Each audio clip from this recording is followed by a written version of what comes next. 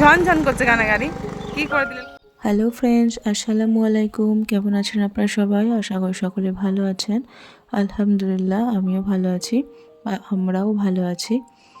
তো বন্ধুরা, এখন বাজে 4:30 থেকে 5টা মতো হবে। তো দেখুন, এখনও কুয়াশা কুয়াশা ভাব। অবশ্যই এটা বিকালবেলা। তো এখন আমরা যাচ্ছি মায়ের বাড়ি।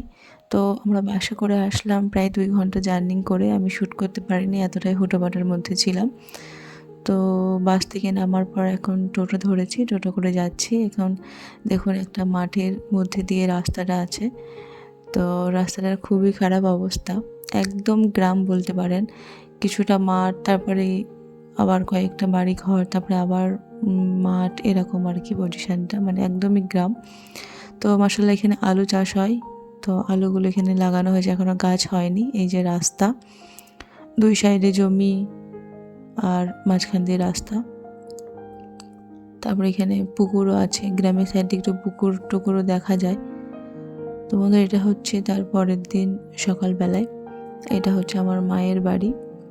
তো বন্ধুরা, আমার আব্বু নেই। আমি যখন ক্লাস 5-এ পড়ি তখন আমার আব্বু মারা গেছেন। আর এখন মা আর বোন আছে। বোন জাস্ট ল কমপ্লিট করলো। আর আমার তো বিয়ে হয়ে গেছে প্রায় 10 থেকে 12 বছর হয়ে গেল, বেশি তো কম নয়। তো এখানে খুব একটা বেশি আসা হয় না, মা বোন যায়, তো আমি খুব একটা বেশি এখানে আসি না। তো রেহানের আব্বু যেহেতু বাড়ি এসেছে, তার জন্য এখানে একটু আসলাম ঘুরতে। ও প্রায় 2 বছর পরে আসলো, আমি প্রায় 5 থেকে 6 মাস পরে আসলাম। আর রেহান সিদরা প্রায়ই আসে, 2-3 মাস পর পরই আসে। মা বোন গিয়ে ওদেরকে নিয়ে আসে। তো মা বোন এখানে থাকতো না, ওরা টাউনে থাকতো ঘর ভাড়া নিয়ে, যেহেতু বোন পড়াশোনা করতো তার জন্য। তো এখন গ্রামের বাড়িতে এসেছে, তার জন্য আমরা এখানেই আসলাম। তো এখানে এখন সকালবেলায় হাঁস জবাই করেছে আমাদের জন্য, হাঁসের মাংস খাওয়া হবে।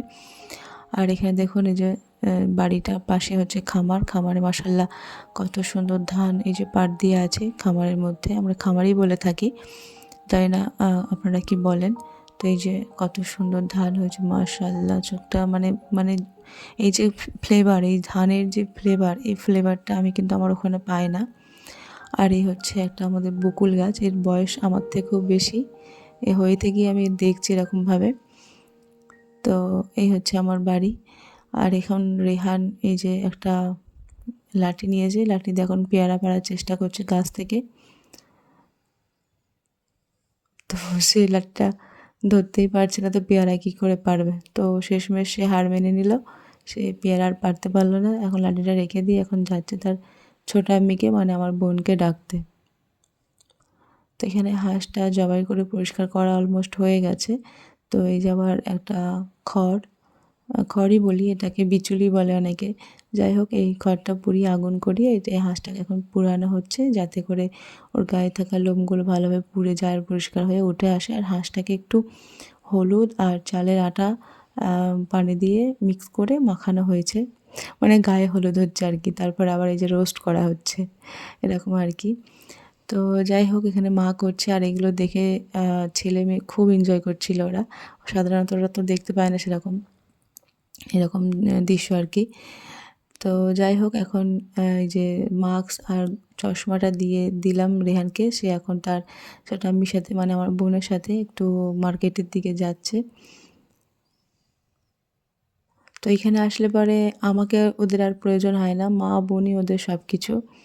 আমাকে তো দরকারই হবে না, খাবার সময়, গোসল করানোর সময়, যে কোনো টাইমে আমাকে আর প্রয়োজন নেই। ওর মা আর দিদু, সরি ওই ছোটো আম্মি আর দিদু থাকলেই হবে। তারপর আমি একটু রোদে বসেছিলাম, এখানে একটু কুয়াশা কুয়াশা ভাব ছিল, ঠান্ডাটা একটু বেশি এখানে, যেহেতু মাঠ আছে এধারে, এদের একটু ঠান্ডা বেশি হয়ে থাকে। তো তারপরে এখানে আমাকে নাস্তা দিয়ে গেল, লুচি, মিষ্টি আর মাংস, চিকেন, তার সাথে বড় বড় দুটো আলুও ছিল। তো বন্ধুরা, এখানে এই যে হাঁসের মাংসটা এখন ম্যারিনেট করছি। তো আমি রান্না করব, মা কাটাকুটি করে দিল, পরিষ্কার করে দিল। তো আমি এখন ম্যারিনেট করছি। প্রথমে এই যে তেজপাতা দিলাম, লবণ, হলুদ, তারপরে আদা রসুনের পেস্ট, সরষের তেল, এই সবগুলো দিয়ে আমি একটু ম্যারিনেট করে রেখে দেবো। তো রান্নাটা আমি এখানে আগাতেই করব, কাঠের আগাতে। তো আমি সাধারণত কাঠের আঁকাতে রান্না করেছি বিয়ের আগে, তাও মোটামুটি ধরুন 10-12 বছর আগেই রান্না করেছি, তারপর থেকে আর সেরকমভাবে রান্না করা হয়নি। তো আমার খুব শখ যাচ্ছিল এই চুলাতে রান্না করা, কাঠের চুলাতে রান্না করা। আর তাছাড়া রেহানের আব্বু বলছিল হ্যাঁ চুলাতে রান্না করলে পরে মাংসর খুব টেস্ট হয়। তো আমি সুযোগ পেয়ে গেলাম রান্না করার। তো মা তো বলছিল না না তোকে এখানে রান্না করতে হবে না, তুই গ্যাসে দিয়ে রান্নাটা করে নিয়ে যা। তো আমি বললাম না আমি এখানেই করবো, আঁকাতেই করবো। তো মাংসটাকে খুব ভালো করে ম্যারিনেট করে নিচ্ছি আমি এখানে। যত ভালো করে ম্যারিনেট করে রাখা হবে তত কিন্তু টেস্টি হবে। আর প্রায় আমি 2 ঘন্টার মতো ম্যারিনেট করে রেখে দিয়েছিলাম। তারপরে এই যে আঁকাটা মা মানে জ্বালিয়ে দিল। তারপরে তো কাঠের চুলাতে সাধারণত এই মাড়া হাঁড়িতেই রান্না করে। আমরা তো গ্যাসে রান্না করি, কড়াই করি, তারপরে ঢেলে ঢুলে নেওয়া হয় আর কি বোলের মধ্যে। তো মারা এই যে হাঁড়িতে রান্না করে, তো আমিও বললাম, মা বলছিল কি না তুই কড়াইয়ে রান্না কর সুবিধা হবে। আমি বললাম না আমি হাঁড়িতেই রান্না করবো, হাঁড়ির রান্নায় বেশি টেস্ট। তো যাই হোক এখানে আমি পেঁয়াজ আর কাঁচা লঙ্কাটা সর্ষে তেলের মধ্যে একটু ভুনে নিচ্ছি। আর এই যে এগুলো হচ্ছে আমাদের বাঁশের কঞ্চি, কঞ্চি দিয়ে যে আগুন ধরে দিয়েছে, মাশাআল্লাহ কত সুন্দর কালার। এই কালারটা তো আমাদের গ্যাসে তো দেখতে পাওয়াই যায় না।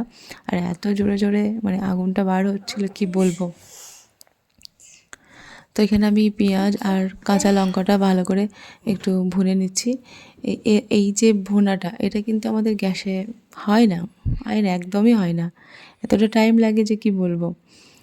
তো কত জোরে জোরে আগুনটা হচ্ছে, তারপরে মা এখানে এটাই কালো মতো এটা দিয়ে দিল যাতে হাতে তাপ না লাগে, আগুনের তাপটা না লাগে। তারপরে এর মধ্যে আমি আদা রসুনের পেস্টটা দিয়ে আবার ভুনে নিচ্ছি। তো দেখুন কি সুন্দর পেঁয়াজটা নরম হয়ে গেছে, মশলা এখনই কত সুন্দর লাগছে দেখতে। তারপরে এই যে ম্যারিনেট করা হাঁসের মাংসটা আমি আবার এই হাঁড়ির মধ্যে দিয়ে দিচ্ছি, একটু সাবধানেই দিচ্ছি। আর হাঁসের মাংস যেহেতু এর মধ্যে মাংসর থেকে বেশি কাঠি খুঁজা আছে, তো একটু আমার নাড়াচাড়া করতে একটু অসুবিধা হচ্ছিলো। তারপরেও আবার আমি একটা হাতে ক্যামেরাও ধরেছিলাম, মানে ফোনটা ধরেছিলাম। তো এখানে তো আর মোবাইল স্ট্যান্ডটা নিয়ে আসা হয়নি। তো একটা হাতে আমি আবার মোবাইলটা ধরে ধরে আবার যেহেতু নাড়াচাড়া করছি। তো এই যে আমি এখন মাংসটাকে খুব ভালো করে কষিয়ে নেব। তো আমার এখনই এত সুন্দর ফ্লেভার আসলে আমি আপনাদের কি বলবো, মানে কষানো তো ভালোভাবে হয়ইনি, মাংসটা জাস্ট ম্যারিনেট করে এই একটু জাস্ট নাড়াচাড়া করছি, এখনই এত সুন্দর ফ্লেভার আসছে।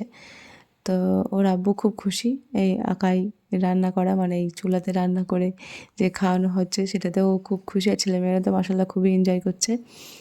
তো যাই হোক এবার আমি মশলাগুলো দিয়ে দিচ্ছি, হলুদ গুঁড়ো, লঙ্কার গুঁড়ো, জিরে ধনে গুঁড়ো, একদম সিম্পল মশলা দিয়ে রান্নাটা হবে। কোনো উল্টোপাল্টা মশলা আমি এখানে ব্যবহার করব না। উল্টোপাল্টা বলতে এই মিট মশলা বা গরম মশলা হেনা তেনা এসব কিছু, হ্যাঁ তবে একটু হ্যাঁ শেষের বেলায় একটু এলাচ টেলাচ দিয়েছিলাম, একটু মানে হাঁসের মাংস তো একটু ফ্লেভারটা আসবে তার জন্য একটু দিয়েছিলাম।